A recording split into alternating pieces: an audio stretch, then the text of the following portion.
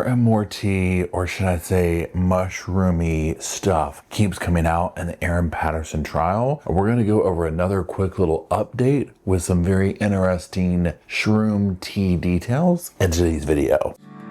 Hey, hey, hey, welcome to the Sofa Squad, sipping from the cup and hey, hey. Hello Sofa Squad and welcome back to the sofa. Psh, that still ain't no sofa, psh, but it's still a bed. Psh, this is still a Paul. And if you are new to the channel, that's my name, Paul. If you're not new to the channel, guess what? Sorry to disappoint you. I'm still Paul. We're going to be continuing on going over some of the details that stuck out to me for the Erin Patterson trial. What is the Erin Patterson trial, you might ask? Well, I'll tell you very quickly. It's taking place in Australia. Erin Patterson is accused of taking the life of 3 family members, extended family members, in-laws basically, and an attempted murder of another one who survived. His name's Ian Wilkinson. She's accused of essentially cooking a bunch of beef Wellington, and one of them wasn't poison, another one had death cap mushrooms in it. So the trial has started. Now keep in mind, Australia is very different than here in the States. So they're not televising this, they're not doing any of that. I will put some links down below, and I'll also put them up here on the screen. Some of the resources that you can look into to see who's reporting, doing daily podcast, all that kind of stuff. That's where I pull all my information from. And then I just kind of talk about the key elements that really stick out to me, and that's it. So let's go ahead and get into it. So if you remember where we left off at, Simon, that is the name of Erin Patterson's estranged husband. He was supposed to come to the luncheon, but he canceled last minute, thank God, right? Now, Erin Patterson had faced several charges in relation to attempting to poison and take the life of Simon, but those were dropped. So there's that. Now, he stayed on the stand for one day, and then we start back off with him on the stand for this. So court opens back up. He's on the stand, like I said. Now, he was still undergoing cross-examination, all this kind of stuff. Now, keep in mind for this that the lead defense counsel's name is Colin Mandy. Now, Colin was basically you know what? He was trying to show, hey, Erin was concerned about the guests. She was, looking out for them and whatnot. Even though this pressure was being put on, Simon basically finally shuts it down. He's like, yeah, it's possible, but it's not very likely. And if you've been following this in the live chat channel with me, we go a little bit further in depth over there on it. And she shows up to the hospital, doesn't ask about the guests. She doesn't, to me, seem concerned whatsoever about them. Now, another part that I found interesting is, Mandy, of course, is trying to discredit and, vilify Simon and whatnot. This is just typically what, defense attorneys do. So then they circle back to the dehydrator. Now, keep in mind, the dehydrator is what she dehydrated the death caps, and she lied about it, and it was found at essentially the landfill, right? And they found the death cap remnants in there. Mandy, the defense attorney, is basically just okay, look, didn't you say to Erin, is a dehydrator what you use to poison them? Simon says that he did not say that to her. I remember that kind of popping off when this went down, and I was under that impression too. So I found that interesting that came out in the stand differently than what I know. So let's talk about that second witness I got out there, Christine Hunt. Now, Christine is one of Erin's Facebook friends from a true crime group. If you're new to this, keep in mind that Erin was a big true crime aficionado, okay? And in these groups and whatnot, which is surprising because she did so many dumb things with this. You would think she would have known better, but whatever. So now they've only, again, known each other through this Facebook space or whatever you want to call it for about 6 years, though. So that's quite some time to, especially in internet friendship years. Now, she says that Erin was highly regarded in the Facebook group and known as a good researcher, and described her as a super sleuth. Now, keep in mind for that, because a lot of this comes down to Erin knowing what death caps were, researching them, all this type of stuff. So she's a super sleuth when it comes to true crime. She was researching this stuff and knew how they worked and where to find them and whatnot. So now this group allegedly shared information about their personal lives and supported each other. It was a friend group on Facebook. Now, Erin would allegedly post about some of the challenges in life that she faced as a mother and all the things, right? Now, she would recall Erin describing Simon as coercive and said that she described Simon's parents as demanding. Now, keep that in mind and put a little pin in it for the idea of why did she do this. allegedly, whatever, right? Now, let's go on to the third witness. So we have Daniela Barkley. Now, this is another cyber friend. And when asked if Erin spoke about Simon, she said yes. And this was like with this small little group that they had going or whatever. Now, she would give a couple examples of Erin talking about Simon. And one of them was her saying oh, he wasn't a very nice person. She has issues with his cleanliness, so on and so forth. Now, she would also talk about Erin and that dehydrator. And she was like, oh yeah, she's proud of that thing. Oh yeah, posted pictures and everything. Now, just a couple of weeks before the lethal luncheon, Barkley would say that Erin asked her for advice in the chat about cooking a beef Wellington. And she said that she would also go on to ask further advice for selecting the meat for the Wellington. Barkley says that Erin did not say why she was cooking a beef Wellington. So this would seem completely innocent. This would be a completely normal thing, right? To be like, hey, how do you cook a beef Wellington? What's your secret? Especially for something tricky like this. So you can see how a lot of this stuff wouldn't stick out as the process was happening and unfolding in real time. It's not suspicious to ask your Facebook friends about a recipe, right? I mean, come on. So let's go into the next witness, and that would be Jenny Hall. This is a third member from that online group. Now, the prosecutor would ask if the group chat ever discussed mushrooms, and she's like, yeah. And she says that in February 2023, Erin bought the dehydrator. We can't get away from the dehydrator, right? And was using it to dry mushrooms. And, she was like, oh, she gave, food to her children. And that was the whole thing where Erin was hiding mushrooms and all this stuff, not the death cap ones, but just mushrooms in general. I thought that was so odd. But then she's like, did Erin ever discuss foraging for mushrooms? And she was like, no, she didn't do that. Now, she says that Erin emailed her on Monday after the mushroom luncheon from hell and asked her to call. And she said that Erin told her that the mushrooms came from an Asian grocery store. And she recalls that Erin said that she was sick after the lunch and that she had gone to hospital and that her kids were being tested after eating some of the meal. Now, you would think that Erin would be like, oh my God, if this was legit, right? That she would be like, oh my God, this horrible thing happened. I made the beef Wellington. I got these mushrooms. People are in the hospital. But more than that Erin should be in the hospital too. That's the biggest sus thing of it, right? Now, in cross-examination, she would say that Erin seemed to really like mushrooms, and she says that she gave Erin advice about making a beef Wellington dish, and that she suggested that she wrap the pastry as close as possible to avoid it becoming soggy. And then that was kind of it there. So you see this whole tie-in. This is her little clique, this online group, but also think about it too. Think about the way that Erin seemed to pivot people in her life. These people didn't really know her. I mean, think about online friends. You might talk on the phone, you might do this. You don't know each other though, right? So Erin could be anything to these people. And apparently now she's the next thing that Facebook true crime group's probably researching. Can you imagine? Okay, so let's talk about the lone survivor, Ian Wilkinson. He takes the stand. Okay, now remember, he was weeks in a coma and he survived, wakes up to his family's been killed by her, right? So the prosecutor would ask him about their relationship, him and his late wife Heather's relationship with Erin. And he said, I would say the relationship was pretty friendly, pretty amicable.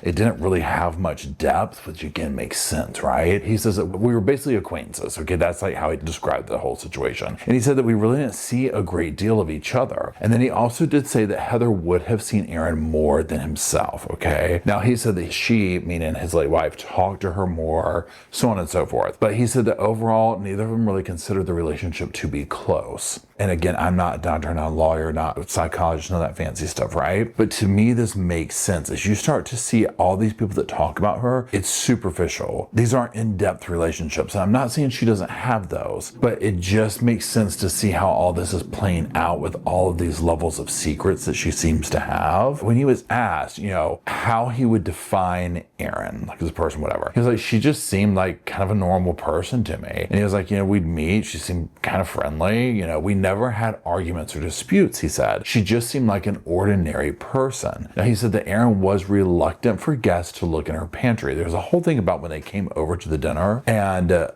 couple of the guests were the ladies, I guess, were like, we're redoing our pantry. Can we look in yours? And Erin was really weird about it. And he was like, she seemed embarrassed. He's like, maybe it was messy. I don't know, but I didn't go over there and look because I didn't want to put her on blast like that. Now, again, that could be normal in the way of maybe a lot of people don't want somebody looking up in their pantry, right? But because of the context of this, I'm in my mind, I'm envisioning the dehydrator with a bunch of death cap mushrooms everywhere. The evidence everywhere, right? He talks about that. He says now when it it comes down to like the food and whatnot, he says that both Gail and Heather offered to help Erin plate the food. Erin declines the help. Now the plates are served to the guests, and there's like mashed potatoes, green beans, and individual beef Wellington each. Then they talk about the plate color. Okay, so 3 of the plates are basically like gray, okay? And then one of them is orange. So Erin has that one. Now, Erin will take her own plate, and the guests will take their other plates and put them down. Now, one of the things that takes place in this, and I'm going to do a deeper video on just Ian's testimony because this was some of the biggest testimony I wanted to hear, but this is just, I want to kind of just do an overview of a few days here,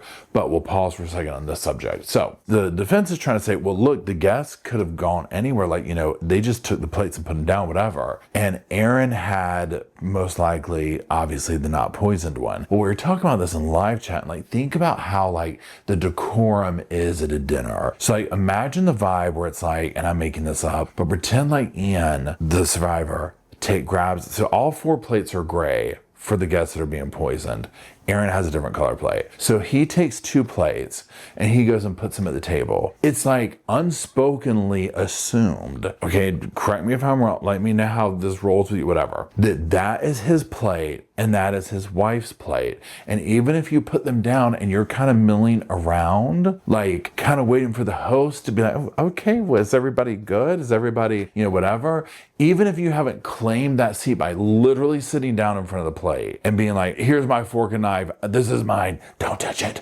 You know, it's still just assumed that that's your place. So while the defense, and I get the defense, they're doing their job, whatever, while they're trying to be like, well, anybody could have said anyway, they could have said the thing right there. It's like, no, if Ian put his plate here at this place, that's where he's gonna sit. So after they finish eating the meal, this is when Erin is like, everybody, I'm sorry to tell you, I've got the elbow cancer. Okay, I know it's really bad. Okay. And so she goes into that whole thing there. Now, here's the thing. So remember how we talked about the people saying that she's a good researcher and all this? So in my mind, I'm thinking, I would be so scared if I was like knowingly giving people this severely poisonous food. For me, I'm like, oh, I would want them gone, right? I'd be like, okay, bye, you know, kind of a thing. Well, she had to have known enough about it to know, oh, they're not going to get sick for a while, and they're going to go home and they're going to go to sleep and they're going to die overnight. This is where my thought process is, where she was at this point. And then maybe she thought they wouldn't trace it back to her, but she was so sloppy. So I don't know about that part. But the fact that she has this conversation after they eat, I'm like, okay, that's wild to me. But anyways, Ian and Heather go home that night, right? They go to bed, and about 10:30, 11 p.m. that evening, Ian says before they had like fallen asleep, Heather abruptly like gets up from the bed, vomits in the laundry room. Now, Ian would also say, I felt okay when Heather initially got up, but not long after that, I also felt the need to go and vomit, okay? Now, the couple never goes back to bed because they basically needed to stay close to the toilets in the house for the rest of the night. Now, what I want to do is I want to go ahead and cut this off right here and just kind of close out with some thoughts, and I'll do another video after this. I'm kind of doing this as the information comes out, so that's why it's a little bit disjointed here. But what I want to do is talk about just some thoughts on where we're at so far with Mr. Ian, his conversation, what he's talking about. Okay, so like I said, when Ian's like, you know, okay, we go over, we have the dinner, we do all this, and he doesn't say anything that's like super out of the ordinary, other than the fact of, and what I mean by that is like behaviors that took place that day, right? Other than it where it's like, okay, well, why does she have like different colored plates? And, you know, we're all sat down. It sounded like the vibe that came from other people that knew them was, oh, Erin invited you to her house? Oh, okay. Well, what was that like? Like, this was abnormal, especially for Dawn and Gail, okay? So this was very weird for her to be doing this. So that's another level where it's like, okay, so why was that? So once Ian talks about the aspect of like the dinner and the conversation and all that, he was like, that's what she invited us over for. It all clicks into place, like, oh, okay. But again, it was more like not a shocker, but like, okay, well, we'll pray for you and this is what we think you should do and so on and so forth. Okay, so that being said, let's pause this here. We'll pick back up. We'll do probably maybe a more in-depth, like full length of just Ian's testimony a dive into that, and then we'll just kind of wait for the stuff to come out or whatever. Typically, if you want to hear me talk about this in live chats where we read articles and whatnot, we do that over in the other channel. It's in the description down below. But over there, we'll read it and whatnot. So like last night we were doing it, and when we were getting ready to end the live, I think it was like, I don't know, 8 something, and they were just firing up court that day over in Australia. So it's just kind of funny, the time change and whatnot. So, or the time difference, I should say. So anyways, biggest question here. Number one, I was expecting Ian to get up there and be like, yeah, we ate the food, and then she started like talking about like this evil stuff. So I'm like, interesting that she turned it around to her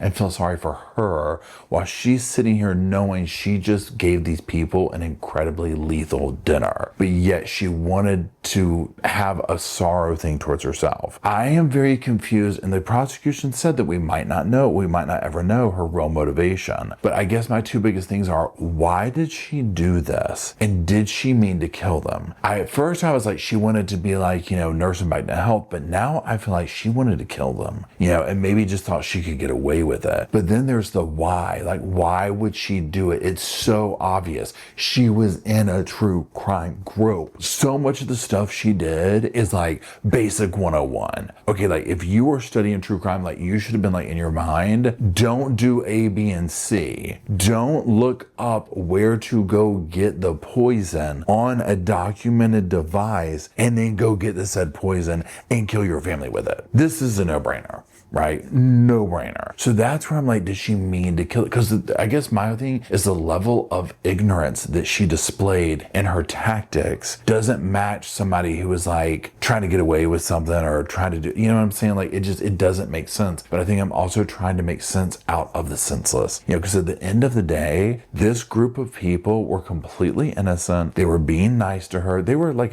I call them extended family, right? I mean, of her husband's at least. I mean, they were her in-laws. She took complete advantage of this, and they were, they're in like older years. They died a horrifying death. And it's like, it gives me goosebumps. She sat there and fed that meal to them, and she had to know in her mind with the research that she did, the horror that these people were going to go through. There's no excuse for that. It's pure evil. So I'll get off my sofa soapbox. If you're still watching the video, I greatly appreciate it if you could drop some little sofas off in the comment section for myself, Rosco, and Spirit, Bo and Luke, who Bo and Luke have been sequestered to the other room because they were being bad boys on the sofa, we're going to call this a sofa, okay?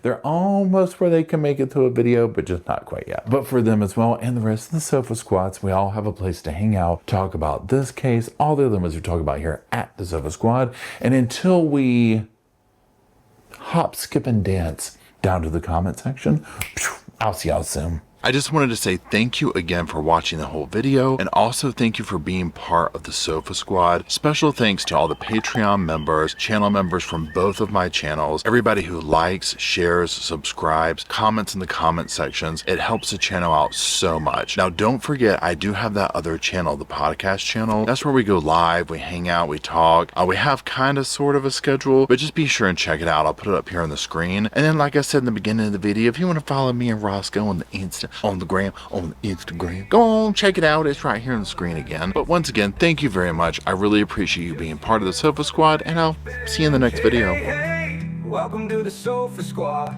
Sipping from the cup that hey, come laugh with the Sofa Squad. Can't roll my damn eyes hard enough.